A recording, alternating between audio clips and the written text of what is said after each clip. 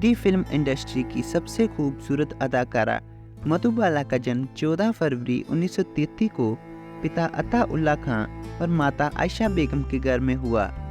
मधुबाला का असली नाम मुमताज जहां बेगम था। वो अपनी माता पिता की 11 संतानों में से 5वीं संतान थी। मधुबाला बचपन से ही फिल्में देखने की शौकीन थी, पर उनके पिता ये नहीं चाहते थे कि वो फिल्मों में जाए। फिर एक वक्त ऐसा आया कि मधुबाला के पिता को नौकरी से निकाल दिया गया।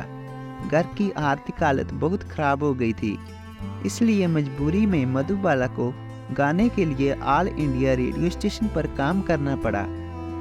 वहां पर बॉम्बे टॉकीज के प्रबंधक राय बहादुर चुन्नीलाल ने मधुबाला को देखा और उनको उसकी आंखों में काम को लेकर जुनून दिखा। चुन्नीलाल ने मधु के पिता को उसे लेकर बॉम्बे आने के लिए सलाह दी।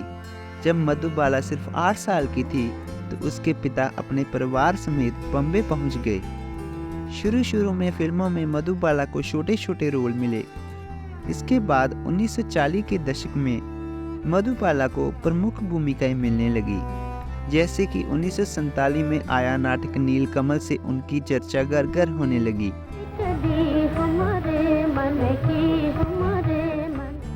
इसके बाद उनकी हॉरर फिल्म महल, रोमांटिक फिल्में बादल, तराना, चलती का नाम गाड़ी और भी बहुत सारी फिल्में सफल रही। उनकी 1969 में आई फिल्म मुगल आजम ने कमाई के सारे रिकॉर्ड तोड़ दिए। इस ऐतिहासिक फिल्म में मधुबाला ने अनारकली का और दिलीप कुमार ने शहजादा सलीम का किरदार निभाया था।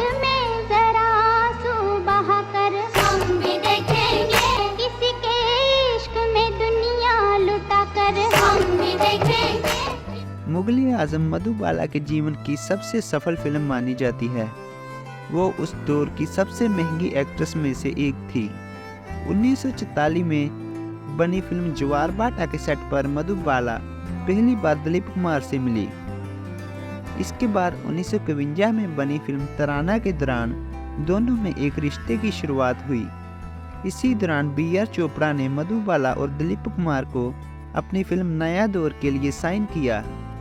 फिल्म की शूटिंग ग्वालियर में होनी थी, लेकिन मधुबाला के पिता नहीं चाहते थे कि उनकी बेटी शूट के लिए बॉम्बे से बाहर जाए। इसीलिए मजबूरी में B.R. चोपड़ा ने मधुबाला की जगह वैजंती माला को साइन कर लिया। इस सब से नाराज होकर मधुबाला के पिता ने B.R. चोपड़ा के विरुद्ध केस कर दिया। आगे चोपड़ा ने भी मधुबाला और उसके पिता के विरुद्ध कोर्ट में केस कर दिया। जब कोर्ट ने गवाही के लिए दिलीप कुमार को बुलाया तो दिलीप कुमार ने गवाही B.R. चोपड़ा के हक में दे दी, जिससे मधुबाला और उसके पिता दिलीप कुमार से नाराज हो गए। इसके बाद दिलीप कुमार ने मधुबाला से अपने रिश्ते सही करने की कोशिश की, लेकिन मधुबाला चाहती थी कि दिलीप कुमार उनके पिता से माफ़ी मांगे। इस सब के दौरान दोनों के रिश्ते में इतनी खटास पैदा हो गई कि 7 साल पुराना रिश्ता हमेशा के लिए ख़त्म हो गया। दिलीप कुमार से रिश्ता खत्म होने के बाद मधुबाला पूरी तरह से टूट गई। 1960 को किशोर कुमार, जो कि फिल्म अभिनेता थे, उन्होंने मधुबाला को उनसे शादी के लिए कहा। मधुबाला शादी के लिए मान गई। दोनों ने जल्दी ही शादी कर ली। इसके बाद मधुबाला अपने इलाज के लिए लंदन चली गई, क्योंकि मधुबाला को अपनी शादी के 3 साल पहले ही पता चला था कि उसके दिल में छेद है।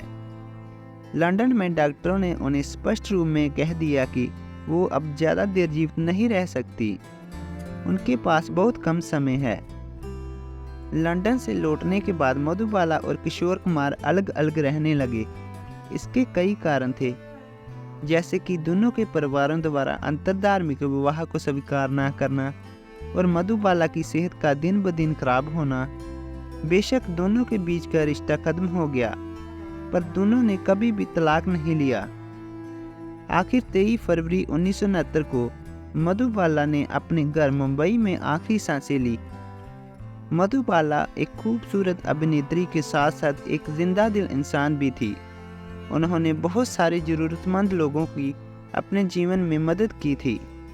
उनका जीवन बहुत संघर्ष वाला रहा, पर उनके चेहरे पर हमेशा एक मुस्कान बनी रही।